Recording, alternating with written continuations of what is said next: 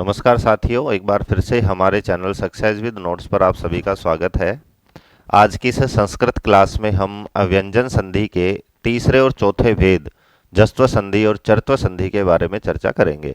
तो शुरू करते हैं आज की जो व्यंजन संधि का भेद है, जस्त्व संधि। तो सबसे पहले हम जस्त्व संधि देखते हैं। तो जस्व संधि के नाम में ही इसका जो कारण है वो छुपा हुआ है, क्योंकि जो भी वर्ण हम करेंगे आज वो जस प्रत्याहार के वर्ण इस संधि में हम करने वाले हैं, इसीलिए संधि का नाम है जस्व संधि। अब जस किसके स्थान पर होगा तो इसके लिए हम सूत्र देखते हैं।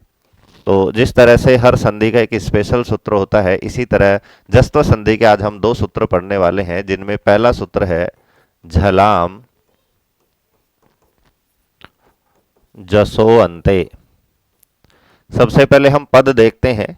तो इस सूत्र में जो पद है, पहला पद है झलाम, षष्ठी का बहुवचन है। दूसरा पद है जसह, प्रथमा का बहुवचन है। और तीसरा पद है अंते। तो यहाँ पर जब हम विसर्ग संधि पढ़ेंगे तो विसर्ग संधि में हम पढ़ेंगे कि विसर्ग के दोनों तरफ ह्रस्व यदि ए आ रहे हो तो विसर्ग के स्थान पर उ होता है, वो आगे पढ़ेंगे। और उत्व संधि होने के बाद में पूर्व रूप वगैरह होकर के जसो अंते यहाँ पर रूप बना था। हम यहाँ पर सिर्फ सूत्र की बात करते हैं। सूत्र में पद है झलाम, षष्ठी का बहुवचन जस है, प्रथमा का बहुवचन अंते। तो इस तरह से हम इन पदों के आधार पर जब इसका अर्थ हम निकालते हैं तो अर्थ निकल कर आता है झलाम यानी झल प्रत्याहार के वर्णों के स्थान पर। अब ये स्थान पर लिया है क्योंकि इसमें षष्ठी है और सूत्र में षष्ठी से निर्दिष्ट जो पद होता है उसके स्थान पर कार्य होता है। तो झल प्रत्याहार के वर्णों के स्थान पर जस प्रथमा से निर्दिष्ट शब्द होता है, यानी जस प्रत्याहार के वर्ण हो जाते हैं। अब कब होंगे, कंडीशन क्या है, अंते, जब झल वर्ण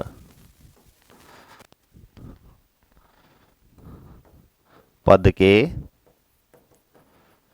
अंत में आ रहे हों। तो कंप्लीट अर्थ हमने निकाल दिया है तीनों पदों के आधार पर। झलाम यानी झल वर्णों के स्थान पर जस यानी जस वर्ण हो जाए, अंते यानी जब ये झल वर्ण कहां पर आ रहे हो, पद के अंत में आ रहे हो। तो एक बार हम देख लेते हैं। संज्ञा प्रकरण में हमने आपको माहेश्वर सूत्र और माहेश्वर सूत्रों से प्रत्याहार निर्माण की जो प्रक्रिया है वो सरल तरीके से सिखाई थी।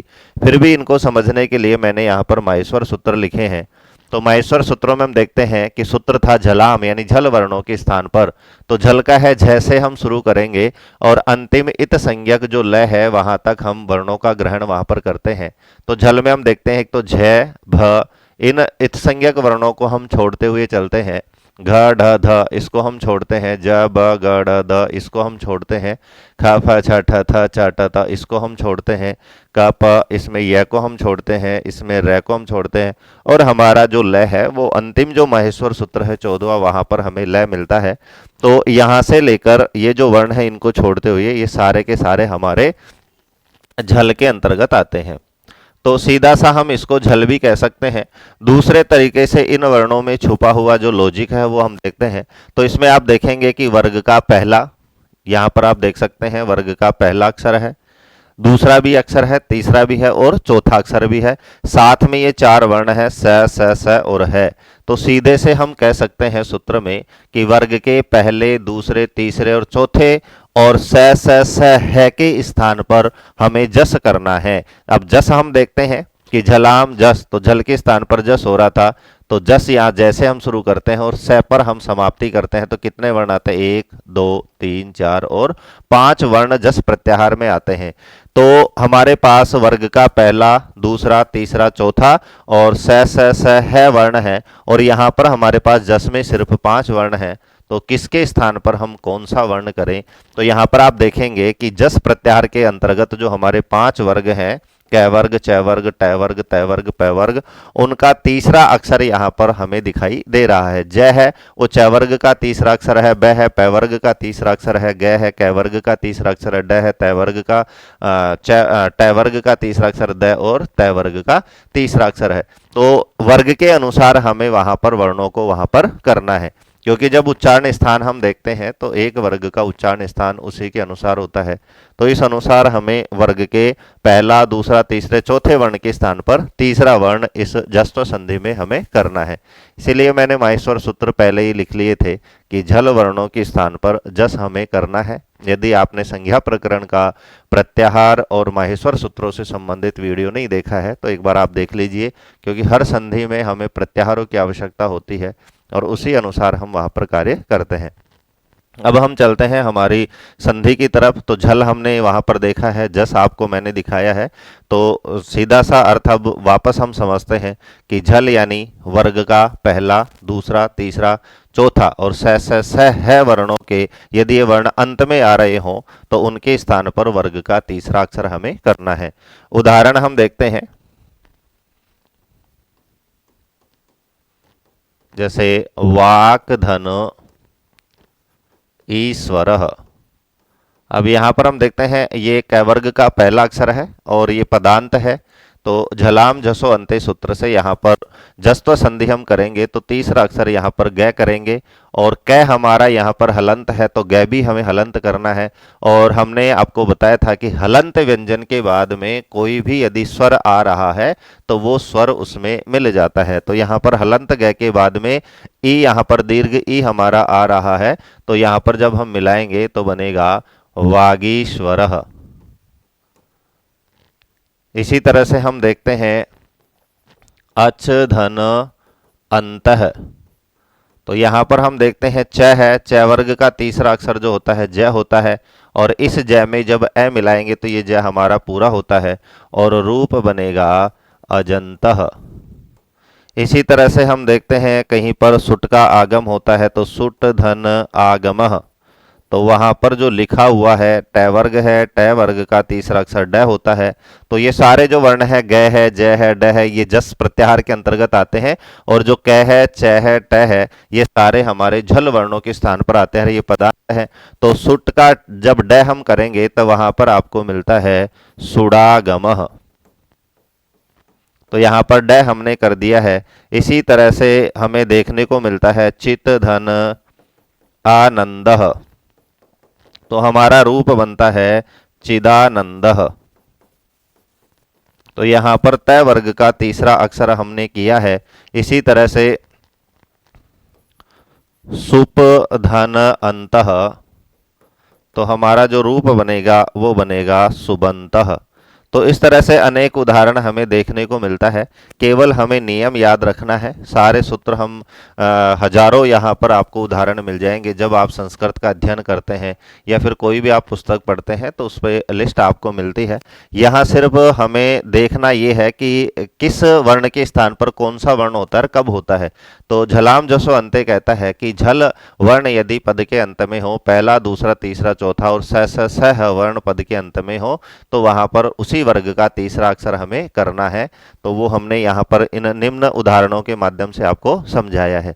तो ये हमारा पहला सूत्र था जस्व संधि का, झलाम जसो अंते। इसके आगे हम इसी का दूसरा सूत्र है, सूत्र नंबर 2 जस्व संधि का ही है कि झलाम जस झसी, झलाम झस झसी। अब यहां पर आप देखेंगे कि झलाम जसो अंते वहां पर था, अब यहां पर अंते के स्थान पर झसी यहां पर जोड़ा गया है। तो यहां पर हम पुनः देखते हैं 3 पद हैं, अलग अलग पद इसमें लिखे हुए हैं। तो इस सूत्र का जो अर्थ है थोड़ा सा झलाम झसो अंते से भिन्न है। झलाम का मतलब झल वर्णों के स्थान पर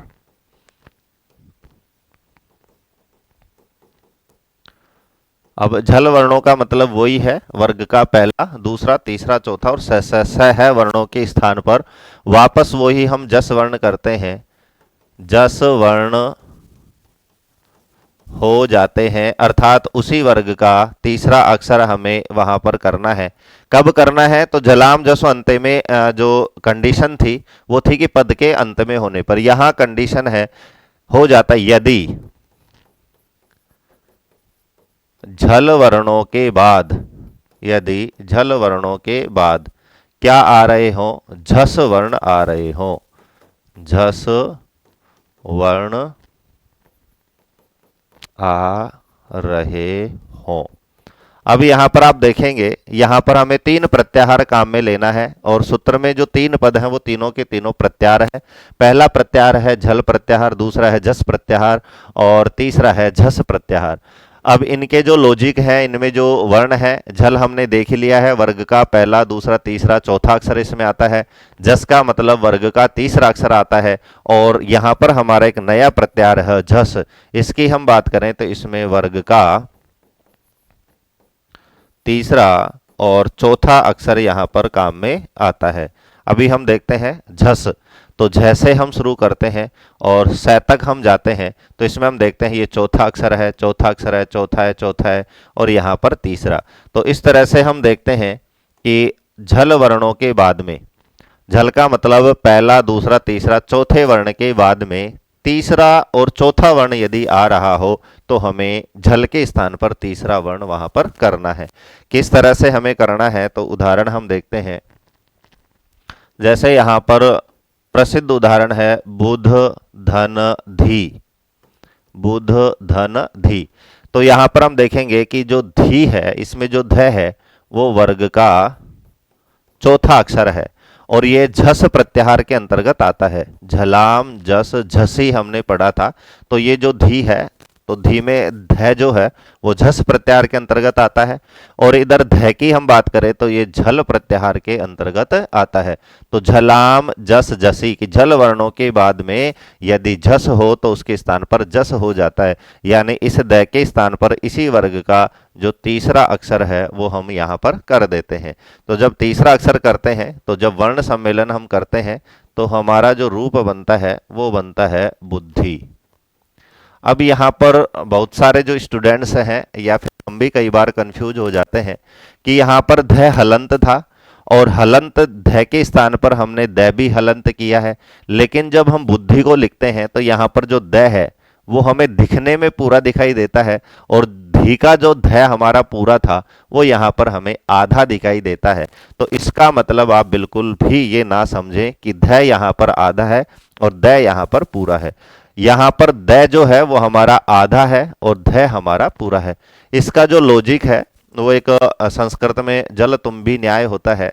तो इसका मतलब होता है कि हम जल में कोई भी भारी चीज यदि डालते हैं तो वो जल में नीचे जाती है और जल में हल्की चीज यदि हम डालते हैं तो वो पानी के ऊपर आती है। उसी लॉजिक से हम देखें तो बुद्धि में जो ध है वो यहाँ पर नीचे है और द है वो यहाँ पर ऊपर है। तो उस न्याय से जो नीचे वाला जो अक्षर है वो पूर्ण है, तो यहाँ पर जो ध है वो हमारा पूरा है और द जो है वो हमारा यहाँ पर आधा अक्षर है, यानी अर्ध व्यंजन है। इसमें कोई भी स्वर यहाँ पर मिला हुआ नहीं है। इसमें हमने जो धी है ध में ई मिला हुआ है और जो हमारा द पूरा दिखाई दे रहा है वो ध के स्थान पर यहाँ पर द हुआ है।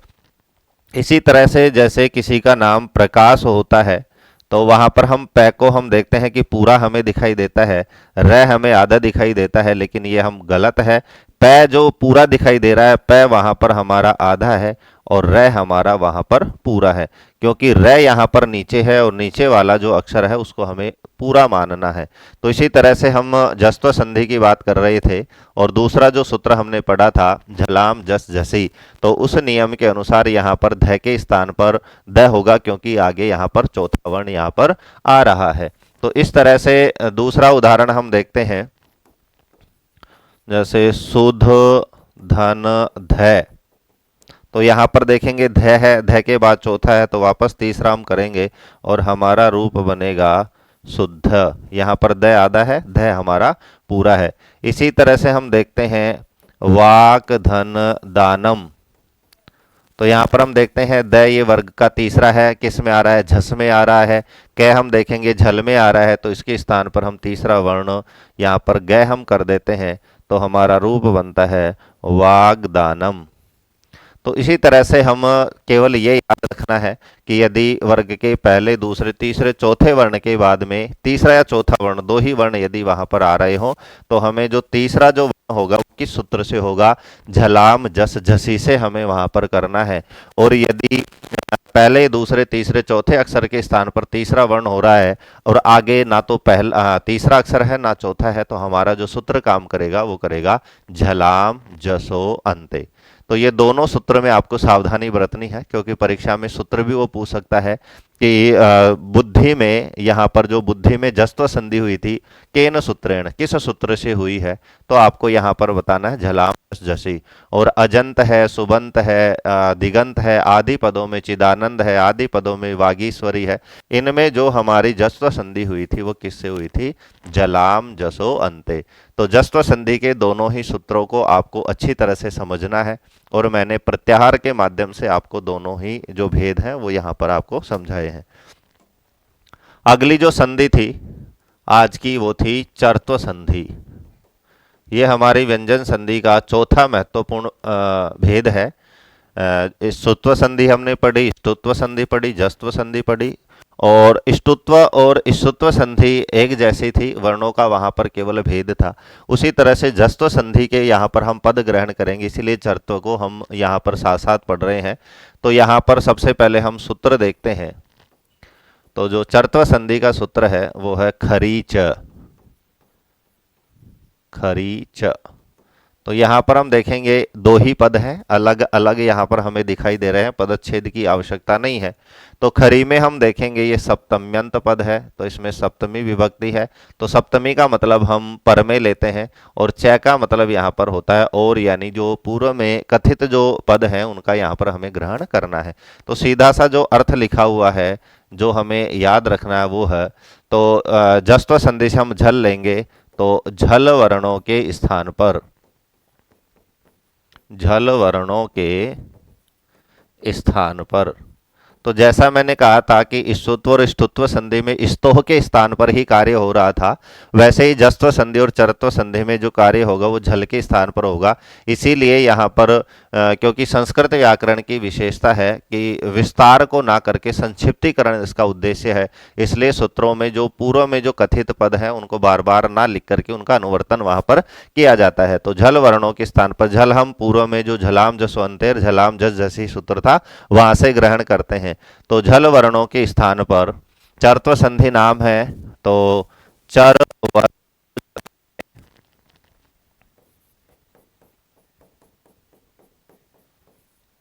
कब होंगे? अब सूत्र से हमें खरी ग्रहण करना है। यदि झल वर्णों के बाद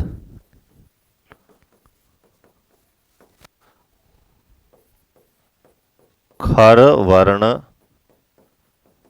आ रहे हों, तो यहां पर भी हमें तीन प्रत्याहार काम में लेना है। पहला प्रत्याहार जो हम काम में लेंगे वो है झल है, दूसरा प्रत्याहार हम काम में लेंगे वो चर है, और तीसरा प्रत्याहार हम जो काम में लेंगे वो है खर। अब इन तीनों ही प्रत्याहारों को एक बार हम देखते हैं। माहेश्वर सूत्रों में तीनों प्रत्याहारों को हम देखते हैं। तो झल प्रत्याहार हमारा वही है, वर्ग का पहला, दूसरा, तीसरा, चौथा और स स स ह। उसके बाद में हम इसके स्थान पर चर कर रहे हैं, तो चर का मतलब आप देखेंगे यहां से हम शुरू करेंगे, तो 1 2 3 4 5 6 7 और 8 वर्ण इसमें आते हैं। लेकिन यहाँ पर हमें जो लॉजिक हमें पकड़ना है वो देखना है कि इसमें च से शुरू करके हम पै तक देखते हैं, तो ये वर्ग का पहला अक्षर हमें यहाँ पर दिखाई देता है। तो चरत्व संधि का मतलब है जिस तरह से जस्त्व संधि में हमने वर्ण का तीसरा अक्षर किया था उसी तरह से हमें याद रखना है चरत्व का मतलब होता है वर्ग का पहला अक्षर। अब कब करेंगे? जब खर प्रत्याहार बाद में हो। तो खर में आप देखेंगे कि ख से यहाँ पर हम शुरू करेंगे और यहाँ तक वर्ण यदि आ रहे हों, तो इन झल वर्णों के बाद में ख फ छ ठ थ च ट त क प स स स ये वर्ण यदि पर में हो तो हम वर्ग का पहला अक्षर चरत्व संधि में वहां पर हम कर देते हैं। तो उदाहरण हम देखते हैं। तो यहां पर हमने देखा था कि झल वर्णों के स्थान पर चर यानी पहला अक्षर हो जाए यदि खर प्रत्याहार बाद में हो, तो वर्ग का दूसरा और पहला अक्षर, पहला और दूसरा अक्षर यदि बाद में हो। तो यहां पर हम देखते हैं उदाहरण इसके देखते हैं। तो जैसे उदाहरण है उदधन पन्न है, तो यहां पर हम देखेंगे जो द है वो झल वर्णों के अंतर्गत आता है, तीसरा अक्षर है, और झल में तो पहला दूसरा तीसरा चौथा सारे आते हैं, और प है वो खर में आता है, खर के अंतर्गत पहला और दूसरा ही वर्ण आता है, तो ये वर्ग का पहला अक्षर है। तो चरत्व संधि यानी चर हो जाता है, चर का मतलब उसी वर्ग का पहला अक्षर वहां पर करना है। तो तय जो है वो तय वर्ग का है, तो पहला जो है वो तय हो जाता है, और जब इन सबको मिलाते हैं तो हमारा जो रूप बनता है वो बनता है उत्पन्न है। तो इस तरह से हम देखते हैं। तो उद धन पन्न है, तो यहाँ पर हमें द के स्थान पर पहला वर्ण किया है, तो पहला वर्ण जैसे ही होता है तो उस संधि का नाम आपको याद रखना है चरत्व संधि। इसी तरह से हम देखते हैं कि सद धन कार है, तो यहाँ पर हमें कंडीशन देखनी है, वर्ग का पहला अक्षर बाद में आ रहा है, इधर झल है, तो तीसरा वर्ण हमें तीसरे वर्ण के स्थान पर पहला यानी चरत्व करना है, तो हमारा रूप बनेगा सत्कार है। इसी तरह से हम देखते हैं जैसे लिब है और इधर सा है, तो आप देखेंगे कि जो खर प्रत्याहार में स भी वहां पर हमारा आता है, स स स र, तो यहाँ पर स है, और भ है वो झल वर्णों के अंतर्गत आता है, तो इसका जो पहला अक्षर है वर्ग का वो प होता है, भ के स्थान पर हम प करेंगे तो हमारा रूप बनेगा लिप्सा। तो इसी तरह से हमें ये देखना है कि बाद वाला जो शब्द है उसका जो पहला अक्षर है वो खर होना चाहिए, उससे पहले जो वर्ण है उसके अंत में झल होना चाहिए, तो हमें वहां पर बिना सोचे पहला अक्षर हमें करना है, उसे ही हम चरत्व संधि कहते हैं। तो यहाँ पर जो उदाहरण मैंने बताया वो सारी कंडीशन आपने देखी है, और यहाँ पर आपको जैसे ही पहला अक्षर दिख जाए तो आपको चरत्व संधि वहां पर करनी है। हमें परीक्षा में दोनों तरह से प्रश्न पूछे जाते हैं, दोनों तरह का मतलब है परीक्षा में दे देगा उद धन उत्पन्न है इत्यस्य संधि विच्छेदः क, तो हमें बनाना उद धन पन्न है। इसी तरह से पूछेगा सद धन कारः इत्यस्य संधि कः, तो हमें बनाना है सत्कार है। तो आज के इस वीडियो में हमने व्यंजन संधि के जो प्रमुख दो भेद थे, कौन कौन से, एक तो जस्व संधि जिसके हमने दो सूत्र पढ़े, झलाम जसवंते झलाम जस जसी, और एक चरत्व संधि जिसका एक ही सूत्र है खरीचा, और दोनों का आपको सीधा सीधा जो अर्थ है वो ग्रहण करना है। जस्व संधि का मतलब वर्ग का तीसरा अक्षर, और चरत्व संधि का मतलब है वर्ग का पहला अक्षर। कब करना है सारी चीजें सूत्र में है। तो आज का वीडियो आपको कैसा लगा कमेंट में कमेंट करके आप अवश्य बताएं। आगे मिलते हैं हम अनुनासिक संधि के साथ में, और परसवर्ण पूर्व सवर्ण जो संधियां हैं व्यंजन संधि की उनके साथ में एक ही वीडियो में हम समाप्त करने की कोशिश करेंगे। उसके बाद हम विसर्ग संधि की शुरुआत करेंगे। तब तक के लिए धन्यवाद।